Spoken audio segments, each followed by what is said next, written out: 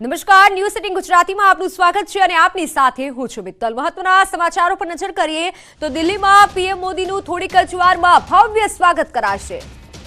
તો હાલ પીએમ મોદી પહોંચી ચૂક્યા છે ભાજપ કાર્યાલય ખાતે અને ભવ્ય સ્વાગત કરવામાં આવી રહ્યું છે। ભાજપ કાર્યાલય પીએમ મોદી પહોંચી ચૂક્યા છે અને ભાજપ કાર્યાલયમાં જશ્નનો માહોલ અત્યારે જોવા મળી રહ્યો છે। પીએમ મોદીનું આ ભવ્ય સ્વાગત કરવામાં આવી રહ્યું છે। સીધા દ્રશ્યો અમે આપને દિલ્હીથી બતાવી રહ્યા છે। ન્યૂઝ 18 ગુજરાતી પર આ સીધા દ્રશ્યો કે જ્યાં પીએમ મોદીનું ભવ્ય સ્વાગત કરવામાં આવી રહ્યું છે। મહિલાઓને અધિકાર મળતા જ મહિલાઓમાં જશ્નનો માહોલ છે। તમામ મહિલાઓ પીએમ મોદીનું અભિવાદન કરી रही છે અને આ સાથે મહિલામાં જે જશ્નનો માહોલ છે, આતુરતા છે પીએમ મોદીને જોવાની તે જોવા મળી રહી છે। પીએમ મોદી પણ હાલ નમસ્કાર કરી તમામ મહિલાઓનું અભિવાદન ઝીલી રહ્યા છે। सीधा જે દ્રશ્યો આપ જોઈ રહ્યા છો કે મહિલાઓને જે અધિકાર મળ્યો છે અને જેના કારણે મહિલાઓમાં જે ખુશી છે તેના આ દ્રશ્યો છે। जोरदार तालियों के साथ वंदन करें, स्वागत करें। धन्यवाद, धन्यवाद,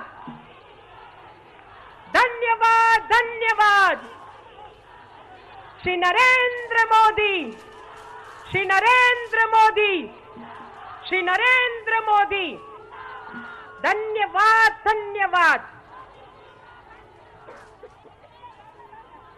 ये हमारे लिए उत्साह का पल है कि हमारे राष्ट्र नायक, हमारे नेतृत्वकर्ता, इस देश के यशस्वी प्रधानमंत्री आदरणीय मोदी जी हम सभी के बीच में उपस्थित है।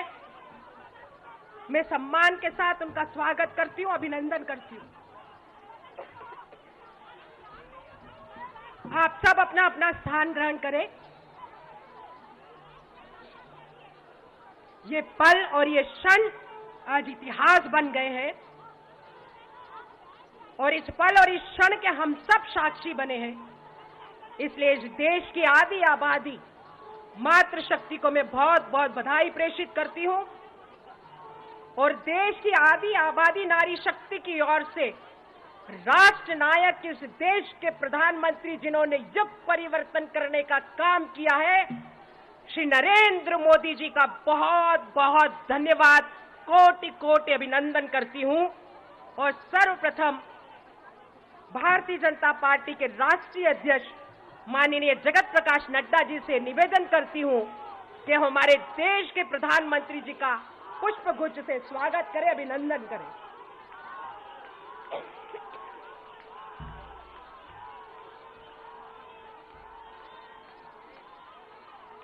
हम जोरदार तालियों के साथ हमारे राष्ट्र नायक, हमारे प्रधानमंत्री जी का अभिनंदन करें, क्योंकि कहा गया है कि कर्म भूमि में फल के लिए श्रम सबको करना पड़ता है। ईश्वर हाथों में लकीरें तो देता है, लेकिन रंग हमको भरना पड़ता है। आज इस देश में महिलाओं को नेतृत्व देने का, रंग भरने का काम हमारे देश के प्रधानमंत्री माननीय मोदी जी ने किया है। जोरदार तालियों के साथ हम हमारे प्रधानमंत्री जी का अभिनंदन करें। अब मैं निवेदन करना चाहूंगी उन बहनों को जिनको माननीय प्रधानमंत्री जी के द्वारा स्वनिधि और उज्ज्वला योजना मिली है, वो हमारी कुछ बहनें माननीय प्रधानमंत्री जी को आशीर्वाद देने के लिए, उनका वंदन करने के लिए, उनका अभिनंदन करने के लिए यहां हम सभी के बीच में उपस्थित हुई है। मैं बड़े सम्मान के साथ बहन उषा को, बहन किरण को, बहन मुन्नी देवी को, बहन संजू देवी, बहन नीलम मरवाहा को आमंत्रित करती हूं कि वो बड़ी माला के साथ हमारे देश के प्रधानमंत्री जी का स्वागत करें, अभिनंदन करें। ये पल और ये क्षण हम सब के लिए गौरवशाली है। हम सब जोरदार तालियों के साथ माननीय प्रधानमंत्री जी का अभिनंदन करें, जिन्होंने हम सब सशक्त नारी की चिंता करके देश के चिंतन में हमारी भागीदारिता को सुनिश्चित करने का काम किया है। माननीय प्रधानमंत्री जी का बारंबार धन्यवाद है, कोटि कोटि धन्यवाद है। देखिए मंच के वो क्षण, वो पल जो दिल और भाव से देश के प्रधानमंत्री जी को आशीर्वाद दे रहे हैं, अभिनंदन कर रहे हैं, वंदन करते हैं। देश की 4 करोड़ बहनों को लखपति बनाने का काम प्रधानमंत्री आवास देकर माननीय प्रधानमंत्री जी ने किया है। वो कुछ बहनें भी हम सभी के बीच में उपस्थित है माननीय प्रधानमंत्री जी का अभिनंदन करने के लिए। मैं बहन कविता, बहन नेहा, बहन रेहाना, बहन हेमलता, बहन उर्मिला को आमंत्रित करती हूं कि वो बड़ी माला से माननीय प्रधानमंत्री जी का स्वागत करें।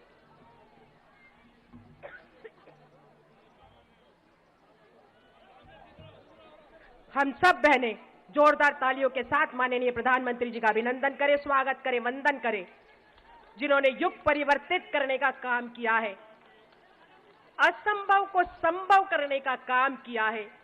नारी शक्ति वंदन अधिनियम हम सब बहनों को झोली में देकर हमें उपहार दिया है। जितनी भी बार हम अपने राष्ट्र नायक का धन्यवाद करें उतना ही कम है। बारंबार हम धन्यवाद प्रेषित करते हैं कि जिन्होंने हम सब बहनों के नेतृत्व पर विश्वास किया और आने वाले देश की उन्नति और प्रगति में और भविष्य में हम सब बहनों की भागीदारिता को सुनिश्चित करने का काम किया। ऐसे हमारे देश के यशस्वी प्रधानमंत्री माननीय मोदी जी को हम सब कोटि कोटि धन्यवाद देते हैं।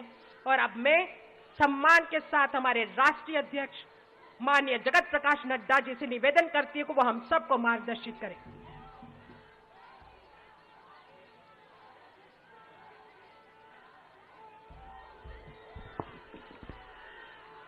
बोलिए भारत माता की, भारत माता की, भारत माता की।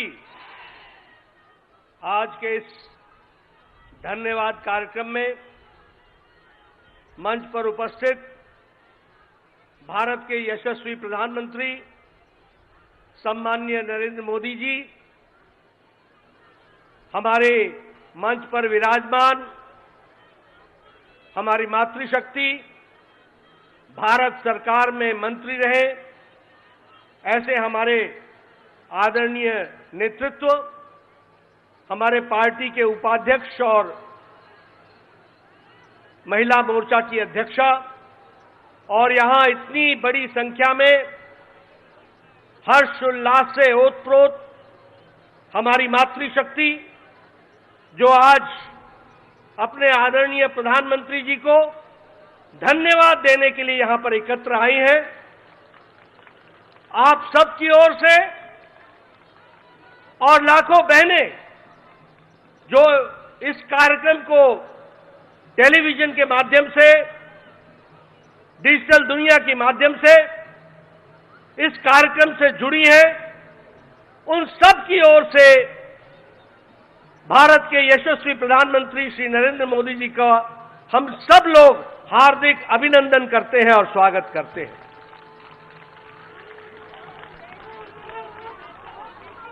यह हम सब के लिए बहुत ही ऐतिहासिक घड़ी है जो इतिहास में आगे चल करके दर्ज होगी और लंबे समय तक याद किया जाएगा। ऐसे घड़ी का, ऐसे क्षण का हम उसके चश्मदीद गवाह हो, यह हम सबका सौभाग्य है। यह ऐतिहासिक घड़ी, यह भावनाओं से भरी हुई घड़ी, यह भावुक कर देने वाली घड़ी जिसका हम सब लोगों को लंबे समय से इंतजार था, वह संभव हो पाया तो दूरदृष्टि, अटूट निश्चय और पक्के इरादे के साथ प्रधानमंत्री मोदी जी ने ये नारी शक्ति वंदन विधेयक को समय पर ला करके जो पारित कराया है, इसके लिए भी हम उनका हार्दिक अभिनंदन करते हैं, स्वागत करते हैं। हम जानते हैं कि नारी शक्ति के सशक्तिकरण के लिए प्रधानमंत्री मोदी जी ने एक नहीं अनेकों कदम उठाए हैं। और यही नहीं, देश के बहुत लंबे समय से लंबित समस्याओं का भी निराकरण आपने प्रजातांत्रिक तरीके से करने में आप हमेशा सक्षम रहे और आपने उसको भी पूरा किया है।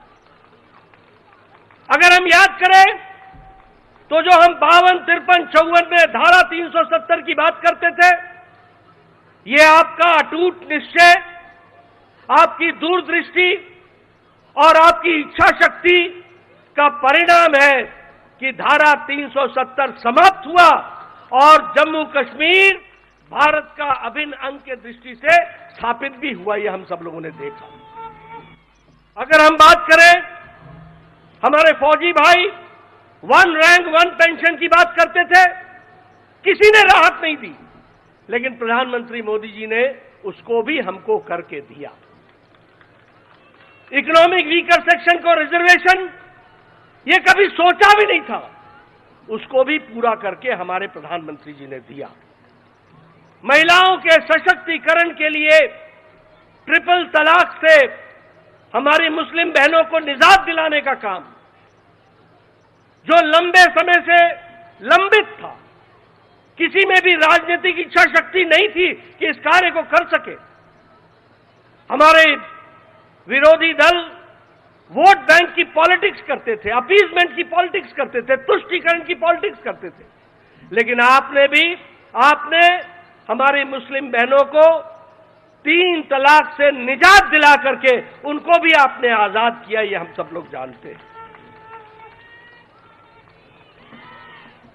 भारतीय जनता पार्टी आपके नेतृत्व में महिलाओं को पहले से ही अपना पूरा प्रतिनिधित्व देने के लिए कटिबद्ध रही है। यह भारतीय जनता पार्टी अकेली पार्टी है जिसने 33% आरक्षण केंद्र स्तर के समिति से लेकर के बूथ स्तर के समिति तक महिलाओं को आरक्षण देने में अकेली और पहली पार्टी है। यह भी हमको ध्यान में रखना चाहिए। आपने महिलाओं के सशक्तिकरण के लिए बहुत से कार्यक्रम चलाए। मैं 1-2 कार्यक्रम का जिक्र करूंगा। स्वच्छ भारत अभियान, जिसमें 12 करोड़ बहनों को आपने इज्जत घर दे करके, जो उनका इज्जत और उनकी जीवन के डिग्निटी से इज्जत के साथ जीने का जो रास्ता आपने दिखाया, जिसके लिए यूनिसेफ ने भी आपको गेम चेंजर के दृष्टि से कहा कि यह गेम चेंजर साबित हुआ है।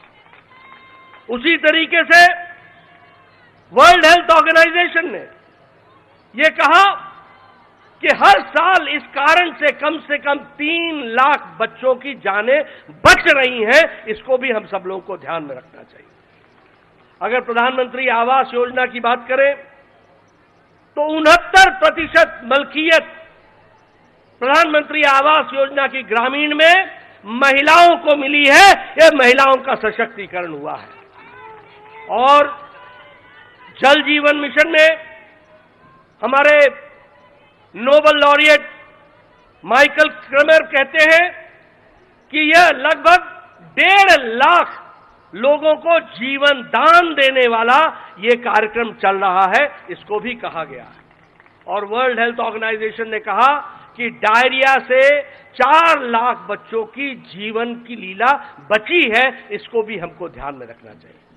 और कल का ऐतिहासिक दिन, नई संसद भवन में गणेश उत्सव पर पहले लोकसभा से निर्विघ्न वह प्रस्ताव पारित हुआ और संविधान का संशोधन हुआ, और कल देर रात राज्यसभा से भी वह पारित होकर के वह एक सच्चाई के रूप में हम सबके सामने आया है। मैं आपके और प्रधानमंत्री जी के बीच में ज्यादा देर न रहता हुआ मैं यही कहूंगा कि एक पर एक ऐतिहासिक घटनाएं आपके नेतृत्व में हो रही हैं। एक से एक ऐतिहासिक निर्णय लिए जा रहे हैं। और यह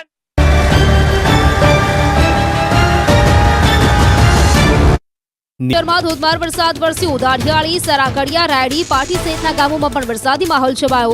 શહેરમાં વરસાદથી પાણી ભરાવાની શરૂઆત થતા લોકોને હાલાકી ભોગવવી પડી। અમરેલી જિલ્લામાં સતત 3જા દિવસે વરસાદ। સાવરકુંડલાના ગ્રામ્ય વિસ્તારમાં વાડડા વિજયાનગરમાં વરસાદી માહોલ। રોડ રસ્તા પર વરસાદી પાણી ફરી વળ્યા। વરસાદ પડતા ખેડૂતોમાં ખુશીનો માહોલ। ભાવનગર શહેર અને ગ્રામ્ય વિસ્તારમાં બપોર બાદ વાતાવરણમાં પલટો। ધીમી ધારે પવન સાથે વરસાદના કારણે વાતાવરણમાં ઠંડક પ્રસરી। જગતના તાતમાં પણ ખુશી છવાઈ। રાજકોટના જેતપુરમાં છવાયો વરસાદી માહોલ। શહેરના તીનબત્તી ચોક, જૂનાગઢ રોડ સહિત વિસ્તારમાં વરસાદ થતા વાતાવરણમાં ઠંડક પ્રસરી। રાજકોટના ધોરાજીમાં પણ વરસાદનું આગમન। વહેલી સવારથી જ વાદળછાયું વાતાવરણ સર્જાયું। ધીમી ધારે વરસાદના આગમનથી વાતાવરણ ઠંડુગાર। બોટાદ જિલ્લાના ગઢડાના ગ્રામ્ય વિસ્તારમાં લાંબા વિરામ બાદ વરસાદની પધરામણી. ઢસા સહિત રસનાળ, ભંડારિયા, જલાલપુર, પાટણામાં વરસાદ. માલપરા, પીપળી સહિતના ગ્રામ્ય વિસ્તારોમાં પણ વરસાદી માહોલ છવાયો. છોટાઉદેપુરના પાવી જેતપુરના સુખી ડેમમાં પાણીની આવક વધી. ડેમનો એક દરવાજો 15 સેમી ખોલીને પાણી છોડવામાં આવ્યું. 500 ક્યુસેક પાણી છોડાતા 18 ગામોને એલર્ટ કરાયા. જળસપાટી ડેમના રૂલ લેવલ સુધી પહોંચી. ભારે વરસાદ અને ઉપરવાસમાં છોડાયેલા પાણીના કારણે ખેડાની વાત્રક નદીમાં 20 થી વધુ કપિરાજ ફસાયા. નદીમાં અચાનક પાણી આવી જતા કપિરાજ 3 દિવસથી ફસાયા. સ્થાનિક તરવૈયા અને ફાયરની ટીમે કપિરાજોના રેસ્ક્યુની કામગીરી હાથ ધરી. ભારે વરસાદ બાદ નર્મદાની સ્થિતિનો તાગ મેળવવા માટે કોંગ્રેસના આગેવાનો પહોંચ્યા. નર્મદા અને ભરૂચના પૂરથી પ્રભાવિત ગામોમાં પહોંચી લોકો સાથે મુલાકાત કરી. પૂરગ્રસ્ત લોકોને તંત્ર વહેલી તકે સહાય આપે તેવી માંગ કરી. ભરૂચ અને અંકલેશ્વરમાં નર્મદાના નદીના પાણી ઓસરતા ચારે તરફ ગંદકીની તસવીરો સામે આવી. એએમસીની ટીમ ભરૂચ અને અંકલેશ્વરની મદદે આવી. એએમસી સોલિડ વેસ્ટ વિભાગની વિશેષ ટીમના 175 કર્મચારીઓ સફાઈના કામમાં જોડાયા. અંકલેશ્વરમાં પૂરના પાણી ઓસર્યા બાદ ગંદકીની સફાઈ કરવા સુરત કોર્પોરેશનના સફાઈ કર્મીઓ પહોંચ્યા. 160 થી વધુ કર્મચારીઓ 3 દિવસથી સફાઈ કામગીરીમાં લાગ્યા. રોગચાળો ફેલાય તે પહેલા જ આરોગ્ય વિભાગની કામગીરી. વડોદરા માલસર ગામે પૂરના અસરગ્રસ્તોને અનાજ કીટ આપવામાં આવી. શિનોર મામલતદાર એમબી શાહની ઉપસ્થિતિમાં અનાજની કીટનું વિતરણ કરાયું. રિલાયન્સ ફાઉન્ડેશનની મદદથી તંત્રએ અસરગ્રસ્તોને અનાજ કીટનું વિતરણ કર્યું.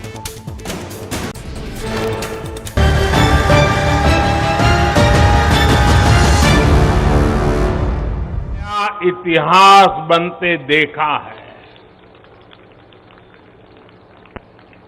और हम सबका सौभाग्य है कि इतिहास बनाने का अवसर कोटि कोटि जनों ने हमें दिया है. आने वाली अनेकों पीढ़ियों तक इस निर्णय की चर्चा होगी, इस दिवस की चर्चा होगी. मैं पूरे देश को नारी शक्ति वंदन अधिनियम संसद के दोनों सदनों में और भारी बहुमत से और राज्यसभा में तो सर्वसम्मति से पास होने की बहुत बहुत बधाई देता हूं. पार्टी के राष्ट्रीय अध्यक्ष श्री जेपी नड्डा जी, अन्य सभी वरिष्ठ साथी और आज मैं देश की माताओं बहनों को भी यहां दूर से प्रणाम करता हूं. कभी कभी किसी निर्णय में देश के भाग्य को बदलने की क्षमता होती है और आज हम सभी ऐसे ही एक निर्णय के साक्षी बने हैं. संसद के दोनों सदनों द्वारा नारी शक्ति वंदन अधिनियम रिकॉर्ड मतों से पारित किया जा चुका है. जिस बात को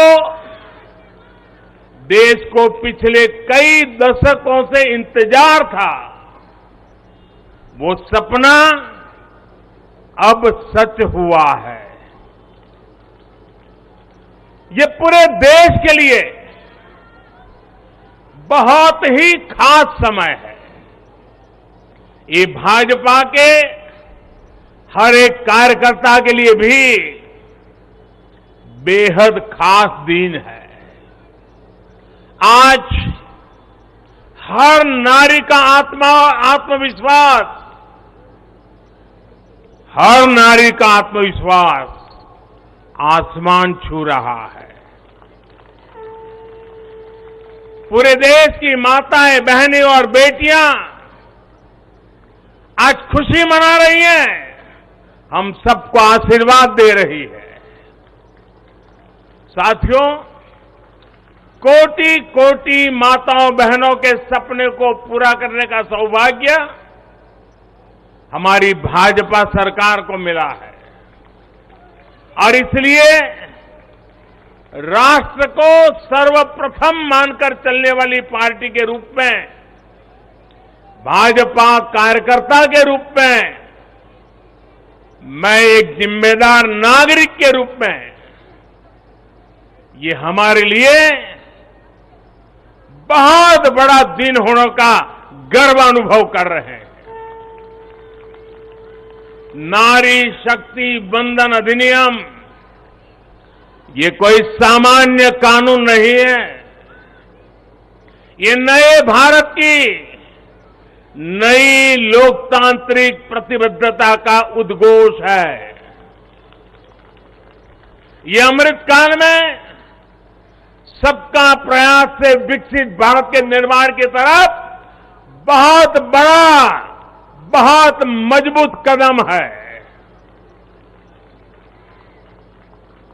महिलाओं का जीवन स्तर सुधारने के लिए,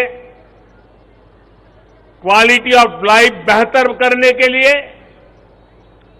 विमेन लेड डेवलपमेंट का नया युग देश में लाने की जो गारंटी मोदी ने दी थी, ये उसका प्रत्यक्ष प्रमाण है। मेरे देश की हर माता, बहन और बेटी को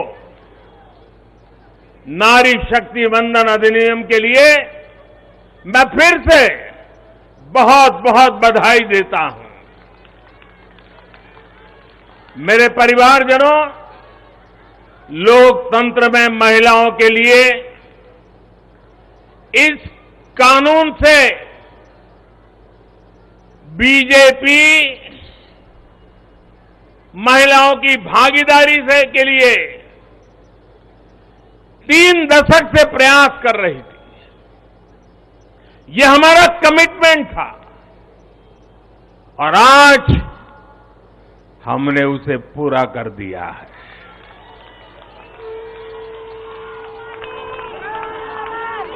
महिला आरक्षण सुनिश्चित कराने वाले इस कानून की राह में तरह तरह की बाधाएं थी, दशकों पुराने अड़ंगे थे, लेकिन जब नीयत पवित्र होती है, प्रयासों में पारदर्शिता होती है, तो परेशानियों को पार करके भी परिणाम लाती है। ये भी अपने आप में एक रिकॉर्ड है कि इस कानून को सदन में इतना व्यापक समर्थन मिला। नए संसद भवन में पक्ष विपक्ष की सीमाओं से ऊपर उठकर करीब करीब सबने इसके पक्ष में वोट दिया। मैं इसके लिए सभी राजनीतिक दलों का और सभी सांसद साथियों का भी अभिनंदन करता हूं। मेरे परिवारजनों, भारत को विकसित बनाने के लिए आज भारत की नारी शक्ति को खुला आसमान देने का ये अवसर है। आज देश माताओं, बहनों, बेटियों के सामने आने वाली हर अड़चन को दूर कर रहा है। इसी सोच के साथ बीते 9 वर्षों में हमने माताओं, बहनों से जुड़ी हर बंदिशों को तोड़ने का प्रयास किया है। हमारी सरकार ने एक के बाद एक ऐसी योजनाएं बनाई हैं, ऐसे कार्यक्रम शुरू किए हैं जिससे हमारी बहनों को सम्मान, सुविधा, सुरक्षा और समृद्धि का जीवन मिले। हमने बहनों, बेटियों के जीवन चक्र से जुड़ी हर समस्या को दूर करने पर पूरी गंभीरता से ध्यान दिया है। गर्भावस्था के दौरान शिशु को पौष्टिक खाना मिले, इसके लिए हमने मातृ वंदना योजना चलाई। महिलाओं के बैंक खाते में पैसे भेजने शुरू किए। माता मृत्यु को रोकने के लिए, नवजात बच्चों की रक्षा के लिए हमने शिशु का जन्म अस्पताल में ही कराने का बहुत बड़ा अभियान चलाया। बेटी को कोख में ही न समाप्त कर दिया जाए, इसके लिए हमने बेटी बचाओ बेटी पढ़ाओ जैसे जन आंदोलन भी शुरू किए। आज वर्षों बाद देश में जनसंख्या के आधार पर महिला पुरुष के अनुपात में सुधार आया है। इसी तरह शौचालय न होने की वजह से बेटियां स्कूल न छोड़े, इसके लिए हमने करोड़ों शौचालय बनाए। बेटी की शिक्षा जारी रहे, इसके लिए हमने सुकन्या समृद्धि योजना में ज्यादा ब्याज का प्रावधान किया। बेटी को रसोई में लकड़ी का धुआं ना सहना पड़े, इसके लिए उज्ज्वला का गैस कनेक्शन दिया। बेटी को पानी के इंतजाम में परेशान होना न पड़े, इसके लिए हमने हर घर पाइप से पानी देने की योजना शुरू की। मेरे परिवारजनों, हर मां बाप का सपना होता है कि उसकी प्यारी बेटी बिना बाधा के जीवन बिताए, जीवन में आगे बढ़े। एक परिवार के सदस्य की तरह हमारी सरकार ने बेटी के हर सुख की चिंता की है, हर बाधा दूर करने की कोशिश की है। बेटी को अंधेरे में न रहना पड़े, इसके लिए हमने सौभाग्य योजना से मुफ्त बिजली कनेक्शन दिया। बेटी पैसे की कमी की वजह से अपनी बीमारी छिपाए नहीं, इसलिए हमने उसे 5 लाख रुपए तक के मुफ्त इलाज की सुविधा दी। बेटी की या घर की संपत्ति पर भी अधिकार हो, इसके लिए पीएम आवास के घरों में उसे संयुक्त भागीदारी दी। गृहिणी को अपनी बचत अनाज के डिब्बे में ना रखनी पड़े, इसके लिए जनधन योजना के तहत करोड़ों महिलाओं के बैंक खाते खोले। मेरे परिवारजनों, बेटी रोजगार कर सके, स्वरोजगार कर सके, इसके लिए हमने बिना गारंटी मांगे लोन देने वाली मुद्रा योजना शुरू की। वो मां बनने के बाद भी अपनी नौकरी जारी रख सके, इसके लिए हमने मातृत्व अवकाश में वृद्धि की। बेटी अगर सैनिक स्कूल जाना चाहती है तो उसके लिए हमने सैनिक स्कूल के द्वार खोल दिए। बेटी अगर सेना में अफसर बनना चाहती है तो हमने तीनों सेनाओं में बेटियों के लिए नए रास्ते बना दिए। गांव की बहनों को कमाई के अवसर मिले, इसके लिए हमने 9 करोड़ से ज्यादा बहनों तक सेल्फ हेल्प ग्रुप का विस्तार किया और उन्हें मिलने वाली सहायता को भी बढ़ाया। इस साल लाल किले से मैंने देश में 2 करोड़ लखपति दीदी बनाने और सेल्फ हेल्प ग्रुप की महिलाओं को ड्रोन देने की योजना का भी ऐलान किया है। साथियों, सामाजिक स्तर पर भी 3 तलाक जैसी जिन कुरीतियों के कारण महिलाओं पर अत्याचार होते थे, हमने कानून बनाकर उन्हें रोका है। हमारी करोड़ों मुस्लिम बहनों को आज 3 तलाक की अमानवीय प्रथा से सुरक्षा मिली है। वो महिलाएं भी अब अपने अधिकारों के लिए आगे आ रही है। मेरे प्यारे परिवारजन, महिला आरक्षण के लिए इतने दशकों से कोशिश तो हो रही थी, लेकिन मैं आपसे जानना चाहता हूं, 3 दशक से बात हो रही थी, नहीं हो पा रहा था। आज ये संभव हुआ है। मैं जरा आपसे पूछना चाहता हूं, ये संभव कैसे हो पाया? ये कैसे संभव हो पाया? ये कैसे संभव हो पाया?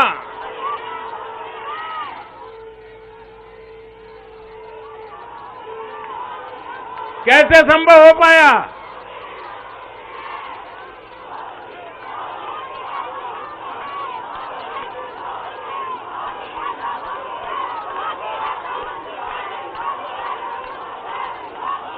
अब मैं आपके जवाब को जरा ठीक करता हूं। ये मोदी ने नहीं, ये आपने किया है, करोड़ों देशवासियों ने किया है। और ये कैसे किया है? उसका एक सबसे बड़ा कारण है, देश की जनता ने, देश के मतदाताओं ने, विशेष करके मेरी माताओं बहनों ने वोट दे करके एक पूर्ण बहुमत वाली मजबूत और स्थिर बनाई सरकार बनाई। और उसी का कारण है, आपने जो सरकार को मजबूती दी, आपने जो सरकार को बहुमत दिया, उसी की ताकत है कि आज ये सरकार फैसले भी ले पा रही है और संसद में जाकर के 30 साल से लटके हुए काम को भी पूरा कर पा रही है। और इसलिए दोनों सदनों में इस प्रकार से पास होना इस बात का साक्षी है कि पूर्ण बहुमत वाली स्थिर सरकार होती है तो देश कैसे बड़े फैसले लेता है, कैसे पड़ावों को पार करता है। जब देश में पूर्ण बहुमत वाली सरकार आई तो इतना बड़ा काम हो पाया। हमने महिला हित में हर स्तर पर फैसले लिए, किसी के राजनीतिक स्वार्थ को महिला आरक्षण के सामने दीवार नहीं बनने दिया। जबकि इससे पहले जब भी ये बिल संसद में आए, लीपापोती हुई, सिर्फ नाम दर्ज कराएगी, ये निष्ठापूर्वक कभी प्रयास नहीं हुआ और बवाल हुई, हंगामा, नारी का अपमान करने का भी प्रयास किया गया। मैं तो कल भी, सबने वोट तो दिया, लेकिन कुछ लोगों को इसमें तकलीफ थी कि नारी शक्ति वंदना शब्द क्यों लाए हो। क्या इस देश की नारी को वंदन करना चाहिए कि नहीं करना चाहिए? क्या माताओं बहनों को प्रणाम करना चाहिए कि नहीं बहना चाहिए? क्या माताओं बहनों का गौरव सम्मान बनाना चाहिए कि नहीं बनाना चाहिए?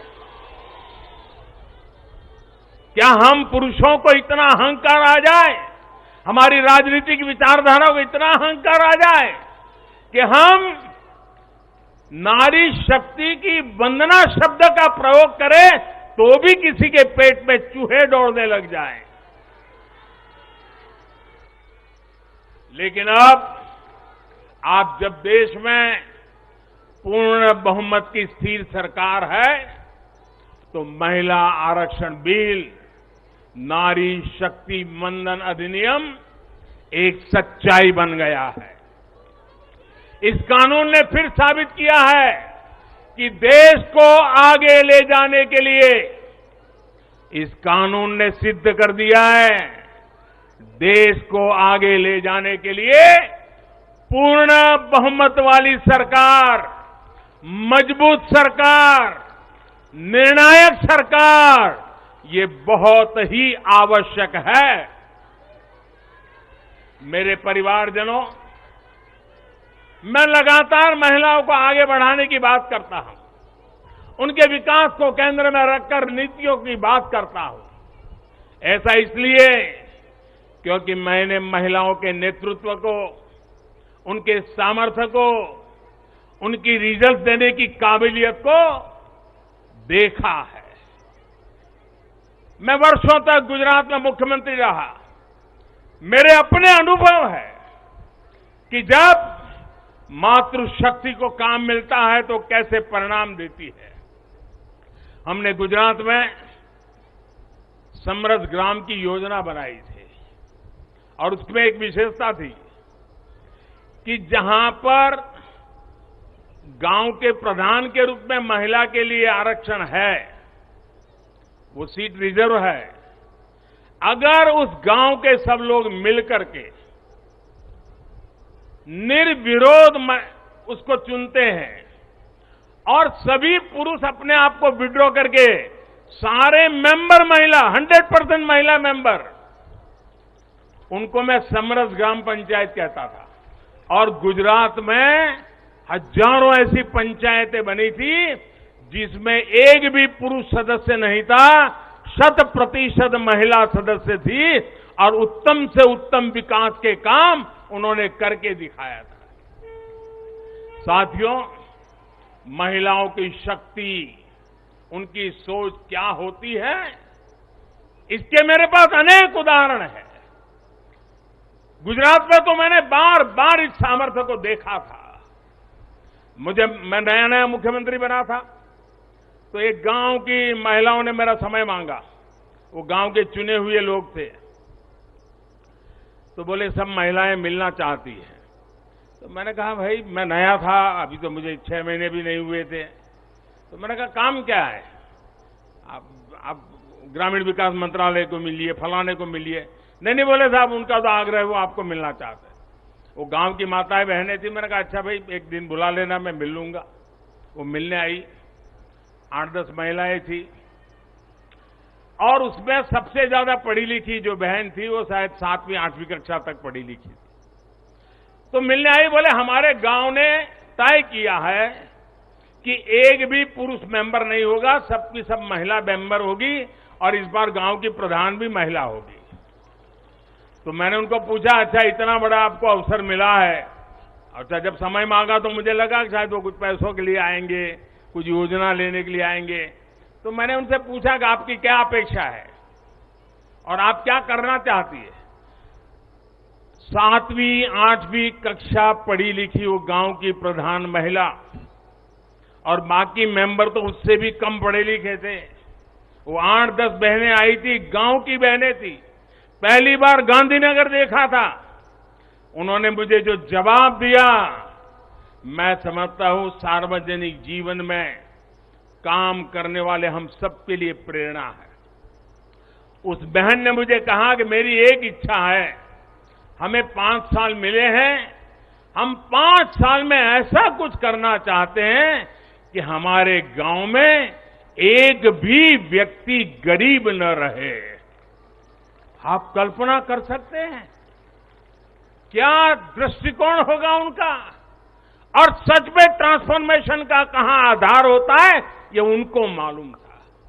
ये सामर्थ्य और सोच हमारी माताओं बहनों के गांव में बैठी बहनों को भी होता है। साथियों, महिलाओं में सकारात्मक बदलाव की प्रवृत्ति और संसाधनों के बेहतर से बेहतर इस्तेमाल की दूरदर्शिता हमें हर जगह पे मिलती है। परिवार में तो डगर डगर पे नजर आता है। अभी कुछ दिन पहले मैं मध्य प्रदेश गया था, तो वहां शहडोल के पास एक आदिवासी गांव में गया तो सभी आदिवासी बहनों को बुलाया था, लेकिन विशेषता यह थी कि उसमें 100 से ज्यादा लखपति दीदी आई थी, आदिवासी बेटियां लखपति दीदी। तो मैंने उनसे संवाद किया। एक बहन ने जो मुझे बताया वो वाकई हम सोच सकते हैं कि उनका सामर्थ्य कितना है। वो आदिवासी बेटी जो कहती है मैं लखपति दीदी हूं, मैं आज विमेन सेल्फ हेल्प ग्रुप के द्वारा ये काम करके इतना इतना कमाती हूं। तो मैंने पूछा इतना पैसा कमाने लगी तो करती क्या हो। एक आदिवासी महिला मुझे कह रही है, ये दिल्ली की महिलाओं के लिए भी आश्चर्य होगा। वो कहती है कि मेरे पति साइकिल पे जाते थे काम करने के लिए, रोजगार ढूंढने के लिए साइकिल पे जाते थे। मैं लखपति दीदी बन गई तो मैं उनके लिए स्कूटी ले आई। देखिए आत्मविश्वास, वो कह रही है मैं मेरे पति के लिए स्कूटी ले आई। फिर बोले मुझे पता चला कि मुझे बैंक से लोन मिल सकती है, तो मैंने सोचा कि मैं लोन से ट्रैक्टर ले लूं। बोले मैंने लोन से ट्रैक्टर लिया और मेरे पति को स्कूटी लेकर के मैंने उनको बदले में ट्रैक्टर दे दिया, और मेरे पति ट्रैक्टर लेकर के अगल बगल के गांव में खेती के लिए, लोगों की सेवा के लिए जाते हैं और कमाई करते हैं। और बोले अब तो मेरी स्थिति है कि मैं कुछ ही महीनों में वो ट्रैक्टर की लोन भी वापस कर दूंगी। यानी एक मेरी आदिवासी बहन लखपति दीदी की क्या विजन होता है, कल्पना होती है। अभी 1-2 महीने पहले मैं उनसे बात करके आया। साथियों, मुझे कहना यही है कि नारी शक्ति मंदन अधिनियम देश के भाग्यों को बदलने का काम करेगा, और उसके पीछे मेरा जो ये अनुभव है, इसके कारण मेरा विश्वास अनेक गुना बढ़ गया है। नारी जब कोई भी जिम्मेदारी संभालती है तो उस संकल्प को सिद्ध तक ले जाने के लिए वो जी जान से जुट जाती है। इस कानून का सबसे बड़ा लाभ ये होगा कि ये कानून देश की नारी शक्ति में बहुत बड़ा विश्वास पैदा करेगा। देश के लिए काम करने का जज्बा, भारत को आगे बढ़ाने की जो शक्ति है वो कई गुना बढ़ जाएगी। आप गुजरात के डेयरी उद्योग को मैं भली बात ही जानता हूं। ये अमूल वगैरह इतने बड़े बड़े नाम सुनते हैं ना, उसके मूल में सभी महिलाएं हैं जो पशुपालन का काम करती है, दूध के व्यापार का काम करती है, और आज डेयरी को अरबों खरबों का व्यापार उन्होंने बना दिया है। हम लोग लिज्जत पापड़ जानते हैं, आदिवासी महिलाओं ने शुरू किया हुआ प्रकल्प आज मल्टीनेशनल कंपनियों को टक्कर मारने वाला लिज्जत पापड़, ये हमारी नारी शक्ति का परिचय देता है। ऐसा हर राज्य में आपको मिलेगा। उनका ये जो कौशल है, सामर्थ्य है, जो भगवान ने उनको नैसर्गिक गुण दिया हुआ है, वे कभी भी खराब क्वालिटी को स्वीकार नहीं करते हैं। हो सके उतना अच्छा करना, अच्छे ढंग से करना, ये सामर्थ्य होता है। और ये शक्ति जब राष्ट्र निर्माण में सक्रिय होती है, तब राष्ट्र कितना आगे बढ़ सकता है, इसका हम अंदाज लगा सकते हैं। महिलाओं के इसी कौशल का, उनकी लीडरशिप का उपयोग अब आने वाले दिनों में देश को होने वाला है।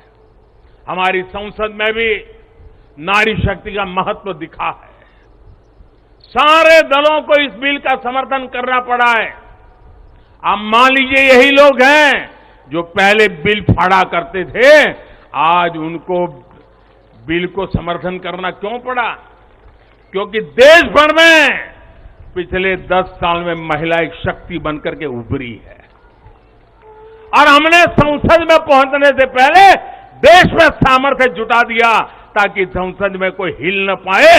इसका पूरा प्रबंध करके हम सदन में गए। ये आप ही के सामर्थ्य पर भरोसा करके मैं गया था, ये आप ही की शक्ति पे भरोसा करके मैं गया था, और आपकी शक्ति ने रंग दिखा दिया कि सभी राजनीतिक दलों को इस काम में जुड़ना पड़ा। मेरे परिवारजनों, आज परिवार से लेकर पंचायत तक, इकोनॉमी से लेकर एजुकेशन और एंटरप्रेन्योरशिप तक हमारी बहन बेटियां हर क्षेत्र में अभूतपूर्व काम कर रही है। भारत को चांद तक पहुंचाने में महिलाओं की बहुत बड़ी भूमिका रही है। आज हमारे स्टार्टअप्स हो, सेल्फ हेल्प ग्रुप्स हो, या स्वच्छता जैसे सामाजिक अभियान हो, महिलाओं की भागीदारी और भूमिका देश की ताकत बन रही है। देश ने संकल्प लिया है कि जब हम आजादी के 100 वर्ष पूरे करें, तब तक हम भारत को विकसित बना करके ही रहेंगे, एक डेवलप कंट्री बना करके रहेंगे।